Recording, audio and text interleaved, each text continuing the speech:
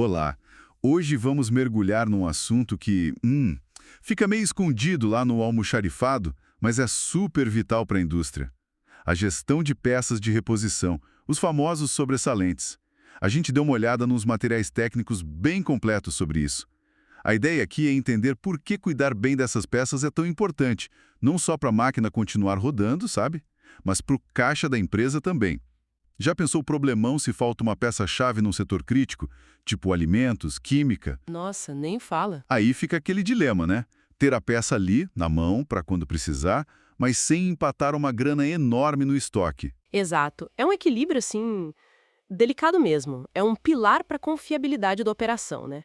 Os objetivos são bem claros. Diminuir ao máximo o tempo de máquina parada esperando o conserto. O MTTR que o pessoal fala. O tempo médio para reparo, isso. Isso. E também evitar aquele capital todo parado em peça que quase não usa, né? E, claro, usar o espaço do almoxarifado de forma inteligente. Ok. Mas como é que a gente organiza essa montanha de peças? Por onde começa a pegar o fio da meada? Então, o ponto de partida geralmente é fazer uma classificação estratégica. A primeira camada que a gente olha é a criticidade operacional.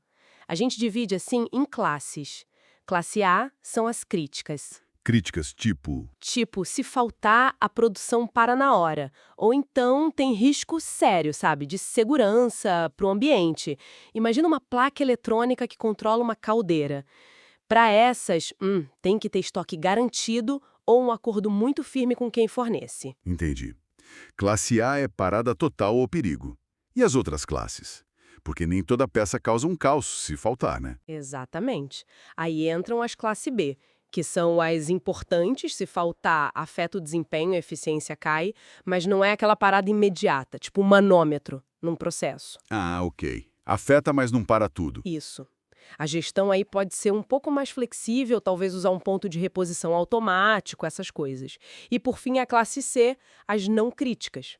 Itens de baixo impacto, sabe? Um botão de painel, uma lâmpada de sinalização. Aquelas coisinhas menores. Isso. Muitas vezes dá para comprar só quando precisa mesmo, sob demanda. Faz todo sentido. Mas e a frequência que a gente usa a peça? Isso não entra na conta também? Uma peça super crítica, mas que quase nunca quebra, é diferente de uma importante que a gente troca toda hora, né? Com certeza, é outra dimensão fundamental, a frequência de uso, ou a rotatividade da peça. Tem item que gira muito, alta rotatividade, tipo rolamento comum. Usa toda hora. Consome bastante. Exato. Aí precisa de controle de estoque direto, contínuo. Tem os de média rotatividade, tipo filtro, que o uso é mais periódico, muitas vezes ligado à manutenção preventiva, né? Ah, já casa com plano de manutenção. Isso. E tem os de baixa rotação ou até emergenciais. Peças que quase nunca são usadas mais, nossa, quando precisa. São vitais. Um selo mecânico super específico para um equipamento importado, por exemplo. Entendi. E a estratégia para cada um muda. Muda sim. Para o de alta rotação, o inventário cíclico funciona bem. Para o de média, associa ao plano preventivo. E para esse último, de baixa rotação, talvez estoque próprio bem controlado ou até estoque consignado com o fornecedor. Agora, uma coisa que sempre me deixa pensando. A relação custo e criticidade. Uma peça que custa os olhos da cara é sempre classe A. E uma baratinha é sempre classe C? Ótima pergunta. Porque, olha, nem sempre é assim direto. É aí que entra a tal da análise ABC. Essa foca no valor de consumo anual. Usa aquele princípio de Pareto, sabe? Ah, o 80-20. Exato. Classe A aqui são poucos itens, tipo 10, 20% dos tipos de peça, mas eles representam a maior parte do dinheiro gasto no ano, uns 70, 80%. Aquele selo mecânico caríssimo, pode ser um item só, mas é classe A em valor, Mesmo que use pouco. mesmo que use pouco. E do outro lado, você pode ter, sei lá, 200 arruelas baratinhas. São classe C em valor. Ocupam espaço, mas o impacto no orçamento anual é mínimo. O controle nos itens A de valor tem que ser muito, muito mais rigoroso. E o interessante é que pode cruzar, né? Uma peça barata ser crítica para a operação. Exatamente. Esse é o pulo do gato. Uma peça classe C em valor pode ser classe A em criticidade. Por isso, cruzar essas classificações ABC com criticidade, por exemplo, é fundamental para decidir a política de estoque certa para cada grupo. E para refinar mais ainda, dá para olhar a variabilidade da demanda, que o pessoal chama de XYZ. X é consumo estável, Z é super esporádico e também o lead time, né, o tempo que o fornecedor leva para entregar. Usar matrizes cruzando tudo isso ajuda muito. Entendi as classificações, mas... Tá, na prática, no dia a dia lá do almoxarifado, da manutenção, como isso funciona? Quais são os processos que não podem faltar? Olha, tudo começa com um negócio que parece básico, mas que faz uma diferença enorme: o cadastro técnico padronizado. Ah, a descrição da peça no sistema. Isso, ter um código único para cada peça, o nome técnico certinho, fabricante, modelo, em qual equipamento ela vai. Nossa, isso evita comprar a mesma coisa com nome diferente, agiliza a busca na hora da correria. Sério, sem um bom cadastro, o resto todo meio que desanda. Imagino. E depois de cadastrar direitinho, como a gente garante que o que está no sistema é o que está lá na prateleira? E que as peças chegam na hora certa? Aí entram duas coisas-chave: controle de estoque e planejamento de reposição. O controle envolve fazer inventários regulares. Os cíclicos são ótimos para itens A e B, sabe? Usar tecnologia, tipo código de barras, RFD, para rastrear o que entra e sai. E o FIFO, né? E o FIFO, fundamental.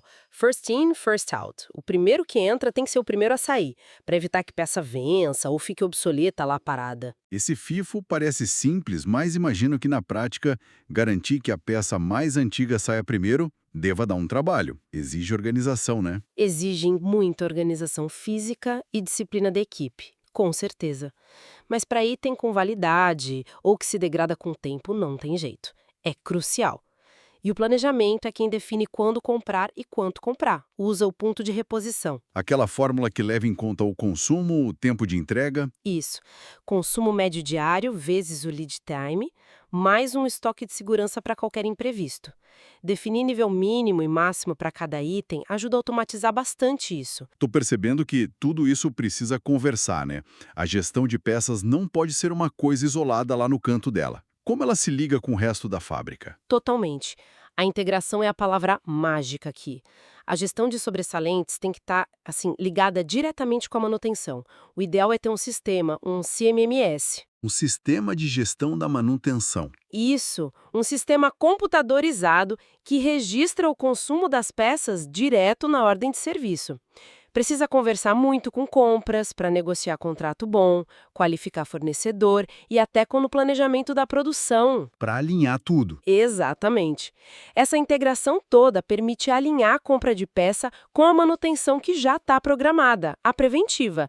E até, olha que legal, antecipar que vai precisar de uma peça baseado no monitoramento da máquina, que é a preditiva. E para saber se a gente está no caminho certo, como medimos se essa gestão está funcionando bem? Aí a gente usa os KPIs, os indicadores de desempenho. Os mais clássicos são a taxa de disponibilidade de peças, que é o service level, o giro de estoque, quantas vezes o estoque renova no ano, e o valor total que está imobilizado ali no estoque. Para ver se o dinheiro não está parado demais. Exato. Eles mostram se a gente está sendo eficiente. Claro que sempre tem desafio, né? Falta de padronização, peça que fica obsoleta do nada, mas com um processo bem amarrado e usando tecnologia, dá para superar.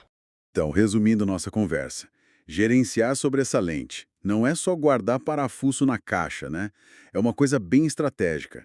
Mexe direto no tempo de máquina parada, na rapidez do conserto e naquele equilíbrio chato entre ter a peça e não gastar rios de dinheiro. E os pilares parecem ser classificar direito, ter processos redondinhos de cadastro, controle e planejamento e garantir que tudo isso converse com a manutenção e compras, de preferência usando um sistema como um CMMS. Perfeito, é isso aí. E só para jogar uma sementinha para a gente pensar mais, com essa onda de indústria 4.0, sensor para todo lado, análise de dados, como será que a inteligência artificial, a análise preditiva, vão mudar ainda mais o jeito como a gente prevê a falha de um componente e gerencia todo o ciclo de vida dessas peças no futuro, hein? O potencial parece, nossa, enorme. Excelente ponto para a gente continuar refletindo. Bom, com essa provocação, a gente encerra a nossa análise de hoje. Siga os canais do Manual da Manutenção nas redes sociais e não deixe de compartilhar. Obrigado!